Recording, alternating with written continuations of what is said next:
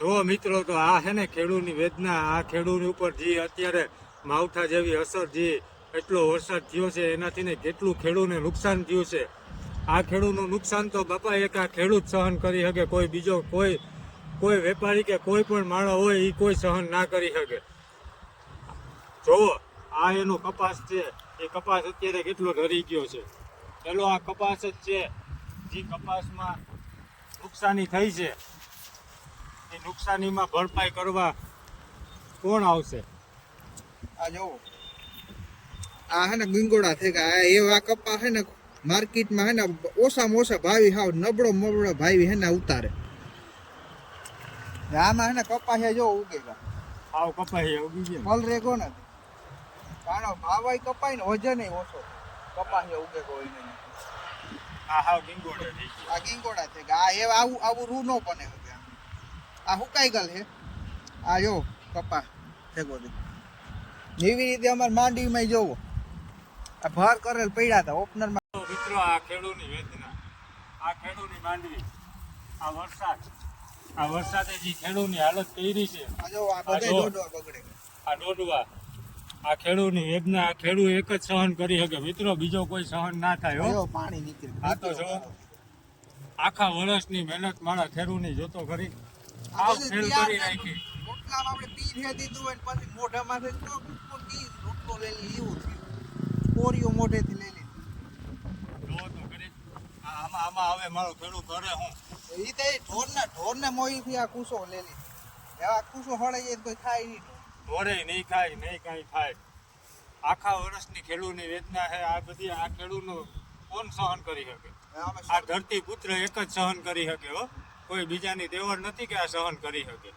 આ ઘા નોકરિયાત માણસને ખાલી એક દીનો પગાર કપાઈ જાય તો કેટલું દુઃખ થાય. અમારે તો આ 5-6 મહિનાની મહિને હોરી પછી ખેડાવ્યા, પછી બિયારણ લીધા, ખાતર નહીં ખા, પછી લેતા આવવાની મજૂરી, દવાની ભાવ એટલો છે, દવાની મજૂરી, દવા છાંટવાની, દવા લેવાની, ને પછી આ છેલ્લે હે ને તૈયાર કરે ને હે ને એક ઓક્ટરમાં કાઢવાની ઉધી જોવો કેવી હાલત છે.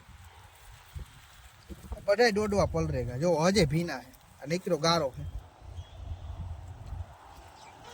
આમાં સરકાર કી છે ને સહાય આપે તો અમારે ખર્ચાતા નીકળે. જો આ માંડવીની હાલત જુઓ. આ પાત્રા જો પલળી ગયા. જો આ માંડવી આમાં હે ને અમારે 5-6 મહિનાની મહેનત છે. આ બધી પાણીમાં હે ને ભગવાને લઈ લીધી. એટલી દવા ચાહીતી, એટલા મજૂર કીધા, એ બધા રૂપિયા, માંડવીનો બિયારણના રૂપિયા, બધું વયું ગયું.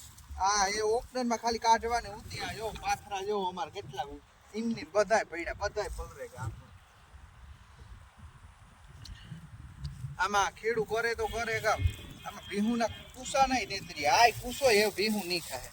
આ ગાયું કાલે આવી તો હે ને એકેય પાથરા નહીં. એટલો ભીનો થઈ ગયો. હવે હું આમાં થાય આ કુસોય ભેહુનો ખાવાનો એ ના મૂક્યો. ભગવાન એ નાથ ત્યાં હું ખેડૂત માટે આ જો બધે મંગાઈ કરવું કામ માણા જો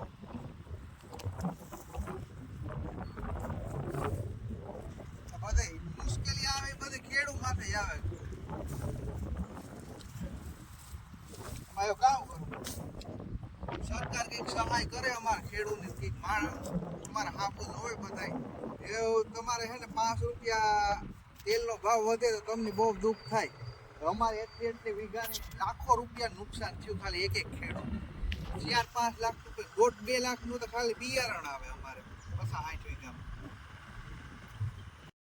હા, જો આ ખેતરમાં જે ખેડૂતના હે ને પાત્રા પલળી ગયા છે, જેને હે ને જેવી નુકસાની થઈ છે એ બધાને હે ને કોઈ હવે આ પાછું હારી શકે એમ નથી.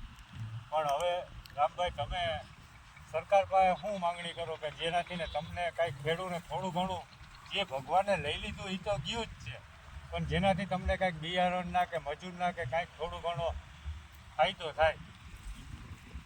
આમાં કઈ એવો ફાયદો તો કઈ થાય નહીં, પણ સરકાર જો અમારા યોગ્ય રીતે કાપણી અને લણણી થઈ શકે, જેથી ખેડૂતોને પણ ફાયદો રહે અને ટૂંક સમયમાં ખેતરમાંથી પાકનું નિકાસ થાય ને આવી આફતો આવે કુદરતી તો હે ને ખેડૂતોને બચવાનો થોડીક આશા રહે જેથી વહેલી તકે પાક બચાવી શકાય ને સરકારને પણ આ હે ને કંઈ સહાય બહાય ન આપવી પડે એવી ટેકનોલોજી સરકાર અન્ય દેશોમાંથી હે ને એને સર્વે કરે ને યોગ્ય આપણે અહીંયા હાલતા હોય અમુક એમાં વાતાવરણ પ્રમાણે ફેરફાર કરી ને લાવે ને તો ખેડૂતોને ફાયદો રહે અને બીજા રોજગાર થોડાક વધે ને આ પાકનું નુકસાન થાય ને એ અટકાવી શકાય સમયની કાળજી. વધારે પૂરતું આનું નુકસાનનું કારણ એ જ છે કે યોગ્ય ટેકનોલોજી નથી. આ અમારે 15 દિવસથી હે ને માંડવી ઉપાડેલ પડી હતી તો માંડવી યોગ્ય ટાઈમ નકર 7 દિવસની અંદર આ હે ને ફૂંકાઈ જાય માંડવી. તો 7 દિવસની અંદર જો ટેકનોલોજી વાળો એ કંઈ સાધન હોત અત્યારે ડબ્બા એ બધા તો આવ્યા પણ એની હે ને ટૂંકમાં બહુ ઓછા પ્રમાણમાં છે એ વસ્તુ. તો વધારે પ્રમાણમાં સરકાર લઈ આવે અથવા સરકાર એવી કોઈ સ્કીમ કાઢે કે એવા પોતાના સાધન લઈને પછી ખેડૂતોને મદદ કરે તો ખેડૂતોને બહુ સારું રહે. તો સરકારશ્રીને એવી વિનંતી છે કે વિદેશોમાંથી આવી કુદરતી આફતો એ દર વર્ષે વાતાવરણ બદલે એટલે આવે જ. તો સરકારશ્રીને વિનંતી છે કે અવનવી ટેકનોલોજી લઈ આવે જેથી ગમે એ પાક જેમ કે ઘઉંનું કટર આવ્યું એવી રીતે આ માંડવી તેમજ અન્ય પાકોના કટર ને એવા મશીનો આવે ટેકનોલોજી લઈ આવે. કારણ કે જૂની ટેકનોલોજીને લીધે હે ને બહુ ટાઈમ વધુ ટાઈમ લાગે છે ને આ પાક હોય ને યોગ્ય સમયે હે ને નિકાસ નથી થતો, કાપણી નથી થતી એટલે હે ને આ બધી વધારે પૂરતી આ વખતે નુકસાની થઈ. ને સરકાર એવી કંઈક સ્કીમ લાવે કારણ કે નાના ખેડૂતો તો મોટા મશીન અફોર્ડ ન કરી શકે તો એવી કોઈ પ્રાઇવેટ કંપની અથવા કોન્ટ્રાક્ટ એવી રીતે કંઈ સહાય કાઢે સબસિડી વાળી જેથી નાના ખેડૂતો એક જૂથ બનાવીને ભેગા થઈને એક મંડળીમાં કે મશીનો લઈ આવે અને એ મંડળીમાંથી એના ખેડૂતો પોતપોતાના ખેતરમાં હાંકી શકે. એમાંય પણ સરકાર કંઈક સબસિડી આપે તો યોગ્ય સમય છે ને આ બધા મગફળી છે, બીજા અન્ય પાકો છે, જીરું છે, ઘઉં છે, ચણા એ બધાની કાપણી છે ને યોગ્ય સમયે થઈ શકે ને